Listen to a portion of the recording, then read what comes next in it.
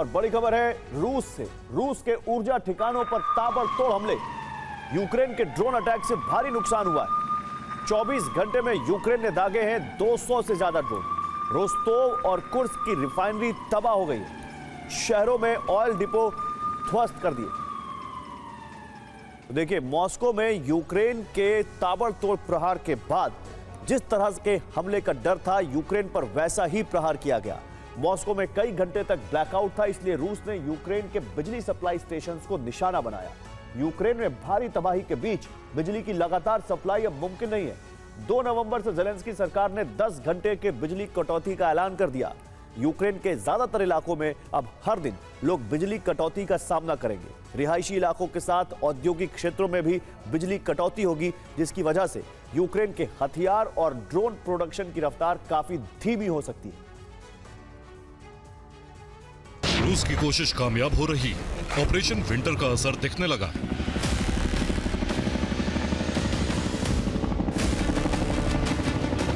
आखिरकार यूक्रेन में भीषण ठंड की शुरुआत से पहले ही बिजली की भारी कटौती शुरू हो गई। रूस के प्रतिशोध का एक्शन शुरू हो चुका है।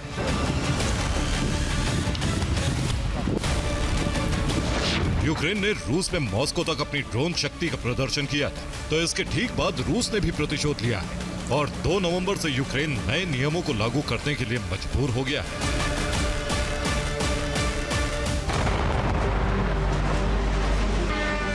रूस और यूक्रेन में मौसम बदला, लेकिन जंग की तस्वीर नहीं बदली। यूक्रेन अंधेरे में डूबा है, लेकिन पुतिन के कंप्लीट ब्लैकआउट का मिशन पूरा नहीं हुआ।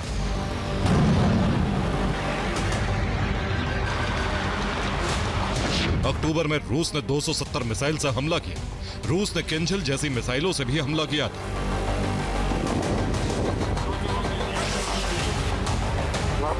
सबसे ज्यादा भीषण हमले 25 अक्टूबर से 31 अक्टूबर के बीच किए गए।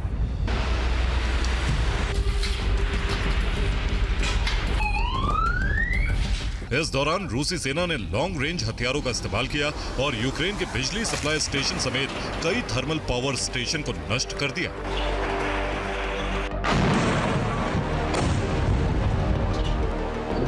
नवंबर की शुरुआत के साथ ही रूस के प्रहार की यह रफ्तार जारी।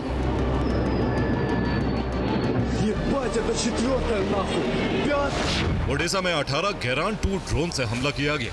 ओडेसा में बिजली सब स्टेशन को नष्ट करने में कामयाबी मिली। ओडेसा में बिजली स्टेशन जलने से संकट और बढ़ गया।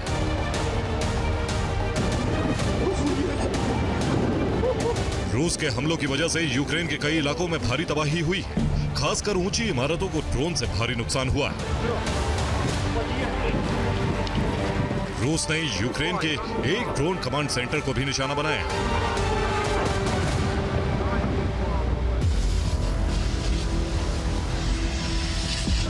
यूक्रेनी कमांड सेंटर में ड्रोन का भंडार मौजूद था। कई ड्रोन ऑपरेटर की मौत की आशंका है। रूसी हमले में यूक्रेन का एक हथियार गोदाम भी नष्ट हो गया।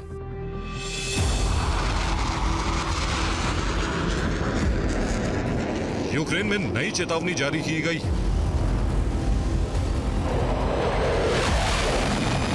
कहा गया है कि रूस मिसाइल अटैक की तैयारी कर रहा है। यूक्रेन में फिर मिसाइल की बरसात हो सकती है। यूक्रेन के पावर ग्रिड को फिर टारगेट किया जा सकता है।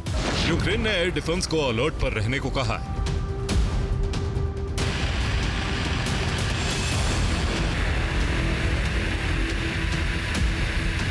यूक्रेन में ठंड की शुरुआत होने के साथ ही लोड शेडिंग यानी बिजली में हर दिन कटौती के नियम भी तय कर दिए गए। बिजली प्रोडक्शन कम होने की वजह से अब यूक्रेन में 24 घंटे तक बिजली सप्लाई मुमकिन नहीं रह गई। यूक्रेन में लोड शेडिंग का वक्त तय हो गया, लेकिन यह और बढ़ाया जा सकता है।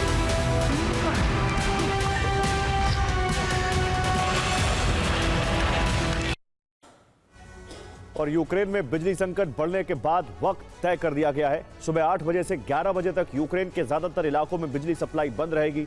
2 नवंबर से लोड शेडिंग यानी बिजली कटौती का नियम लागू कर दिया गया है। अब अनिश्चित काल के लिए नियम के मुताबिक बिजली की कटौती होती रहेगी और इसकी समय सीमा बढ़ भी सकती है। सुबह से 8 से 11 के बाद दोपहर 3 बजे बिजली की सप्लाई बंद हो जाएगी। 3 बजे से रात 10 बजे तक यूक्रेन के ज्यादातर इलाकों के लोग अंधेरे का सामना करेंगे। फिलहाल पूरी रात यूक्रेन में बिजली सप्लाई जारी रखने का प्लान है ताकि लोग ठंड में हीटिंग सिस्टम के साथ सो सकें।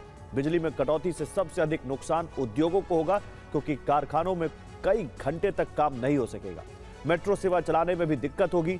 मेट्रो को पूरी तरह से रोकना पड़ सकता है। रेल सेवा को चलाने के लिए वैकल्पिक व्यवस्था करने का प्लान। फिलहाल यूक्रेन में सिर्फ रिहायशी और औद्योगिक क्षेत्रों के लिए बिजली कटौती का प्लान है।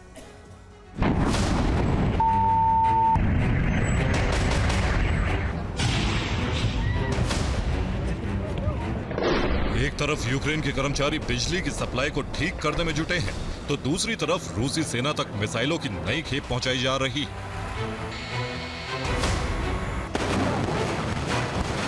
यूक्रेन में बिजली की कटौती जरूर शुरू हो चुकी है, लेकिन पुतिन का मकसद कंप्लीट ब्लैकआउट कराना है।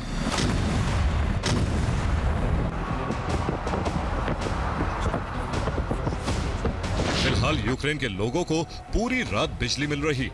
गर्म पानी की सप्लाई भी पूरी रात और सुबह 8 बजे तक होती रहेगी। लेकिन मुश्किल हथियार फैक्ट्री के लिए, जहां दिन रात लगातार काम चल रहा था।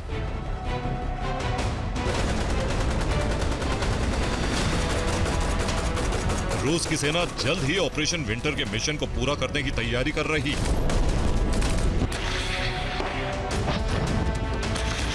रूस की तैयारियों को देखते हुए यूक्रेन में नया अलर्ट जारी हो चुका है।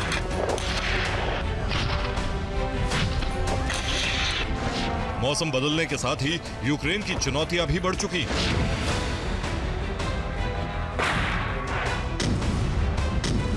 यूक्रेन को अब कुदरत से भी मुकाबला करना होगा। बर्फबारी के दौरान हीटिंग सिस्टम सबसे जरूरी। यूक्रेन को युद्ध के बाद से 3 बार ऐसी स्थिति का सामना करना पड़ चुका है।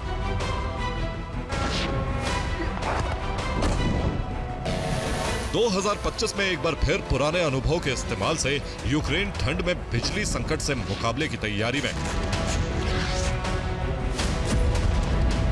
यूक्रेन को इस मुश्किल घड़ी से निकालने की तैयारी यूरोप में भी चल रही है। लेकिन इस संकट के बीच यूक्रेनी सेना का संघार भी लगातार चल रहा है।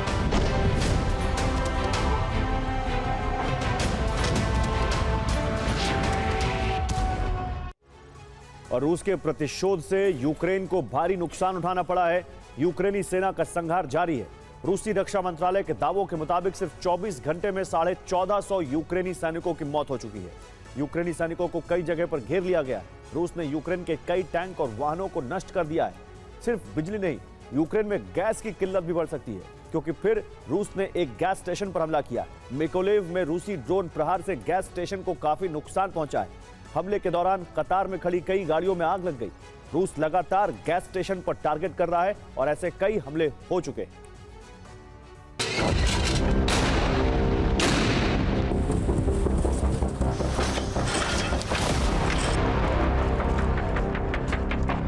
जिन इलाकों में रूस को कब्जा करना है, वहां यूक्रेनी सेना का संघार जारी है।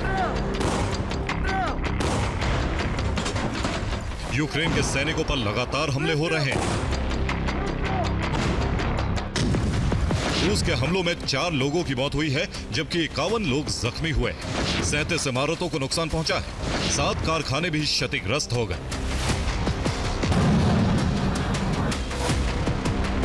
रूस अगर यूक्रेन में कंप्लीट ब्लैकआउट कराने में कामयाब हो जाता है, तो यूक्रेन के लिए सर्द मौसम टॉर्चर का मौसम साबित होगा।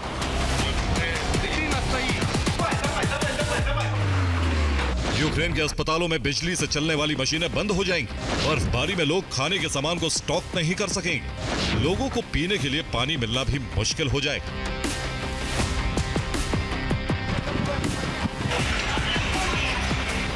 यूक्रेन में बगैर बिजली के बर्फबारी के मौसम को बिताना बेहद मुश्किल।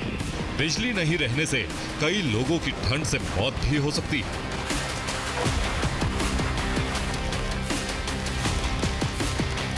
Bureau report, TV9 Bharatvarsh.